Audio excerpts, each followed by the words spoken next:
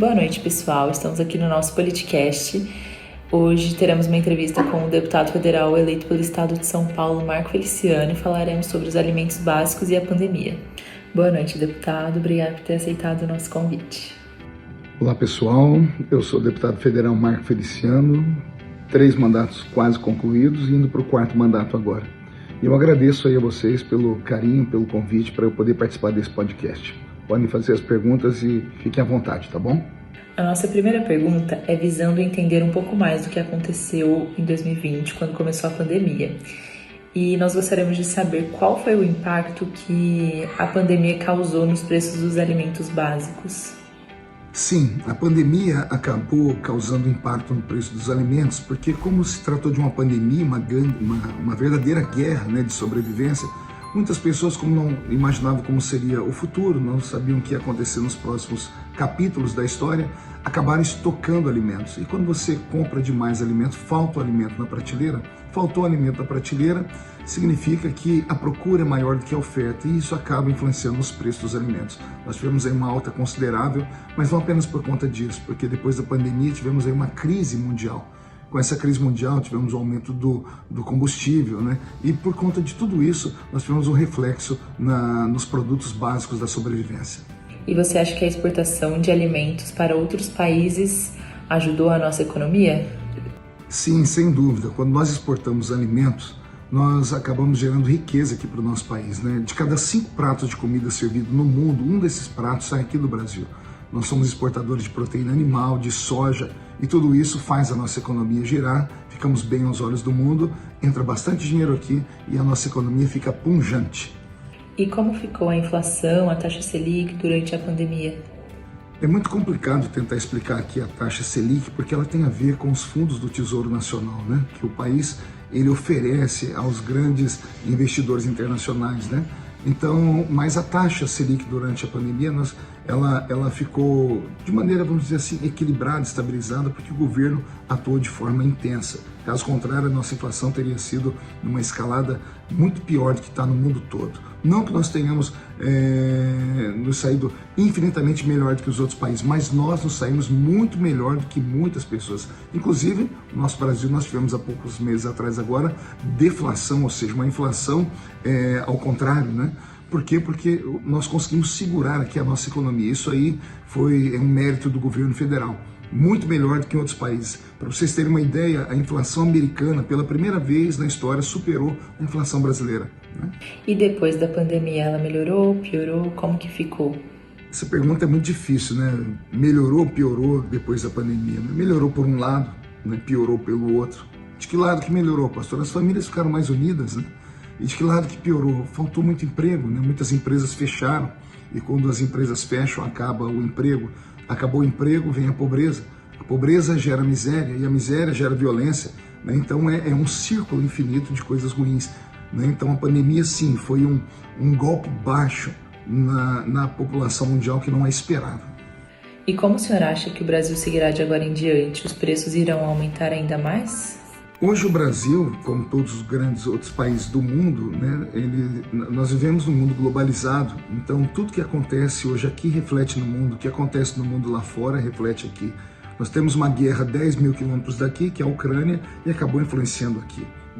Então, os preços tendem sim a aumentar enquanto o governo nada fizer.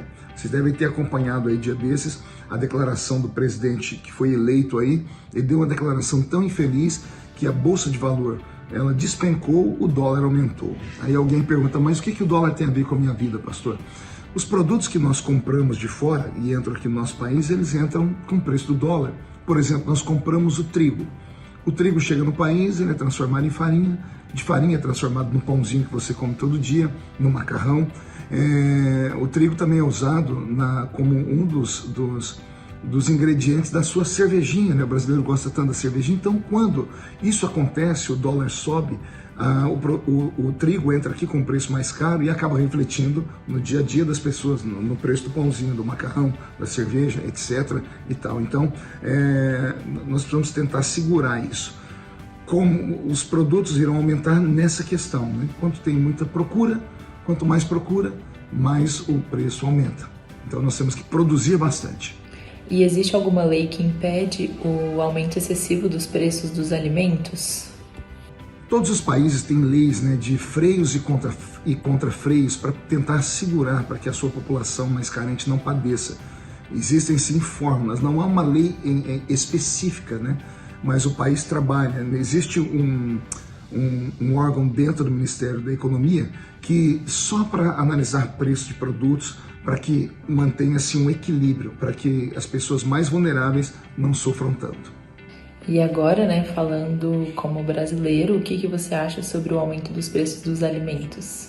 Eu acho, como todo brasileiro, ruim o aumento do preço dos alimentos, né? Porque se você atinge a população mais carente, você cria uma desigualdade muito maior. Então, sou contra o aumento dos preços, mas isso não depende somente do governo, isso depende do clima, isso depende do tempo, isso depende do plantio, da colheita, né? Quando você tem uma boa colheita, o preço tende ou a ficar bom como está ou diminuir.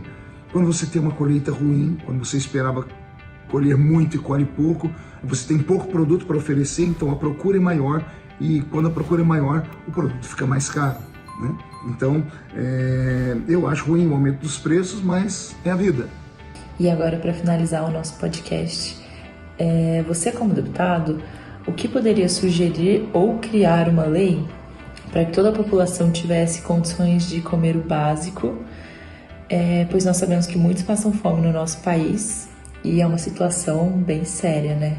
Como deputado, eu sou um fiscal do povo. É claro que tudo que chegar até mim e eu vir que é de maneira abusiva, usarei a força da tribuna da Câmara dos Deputados e, junto com os meus pares, talvez criar algum tipo de lei, né, um projeto de lei para poder trazer de volta a justiça.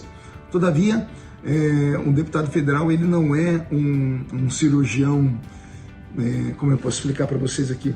Imagine um hospital onde você tem o cirurgião geral, um clínico geral, e o clínico geral ele consegue fazer um pouquinho de cada coisa.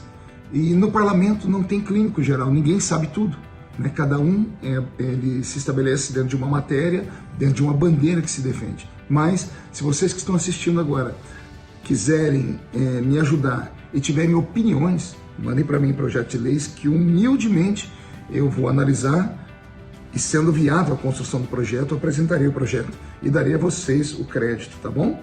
E esse foi o nosso podcast, pessoal. Espero que tenham gostado. Obrigada, deputado, por ter participado conosco. Eu que agradeço pelo carinho, agradeço aí vocês por terem me procurado, tanta gente importante, vocês procuraram logo a mim, né? E é claro, mandaram alguém muito especial para fazer essa entrevista, que é essa aluna esplêndida, linda, né? Ela é a cara do pai dela. Então Deus abençoe vocês, sucesso, e que venham dias melhores para o nosso país, e que essa questão da alimentação, pelo menos o básico, seja sempre olhado com um olhar caridoso, com um olhar responsável, para que aqueles que são mais vulneráveis e mais pobres não sofram tanto. Um abraço a vocês.